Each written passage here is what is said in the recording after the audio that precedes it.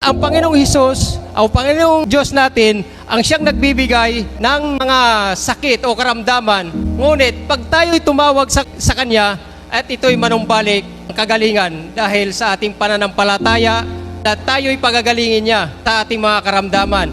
Tanging ang hinahanap lang ng Panginoon ay bumalik tayo sa Kanya. Siya ating kilalanin, Diyos na buhay, Diyos na tagapagligtas ng ating buhay. Patuloy tayong manampalataya na tayo'y pagagalingin ng ating Panginoong Jesucristo sa lahat ng bagay ng ating karamdaman. Kaya malinaw mga kapatid, ang Diyos nagbibigay ng sakit, ngunit siya rin ang bibigay kagalingan nito. Ngunit kailangan natin mananampalataya sa Kanya at bumalik tayo sa Kanya.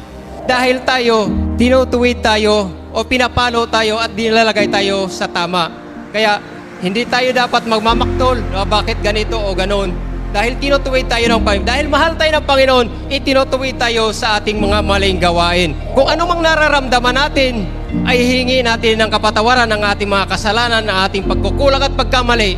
At tayo manumbalik sa Diyos, manumbalik tayo, paniniwalaan natin si Jesus na siyang Kristo upang tayo'y by His stripe, we are healed.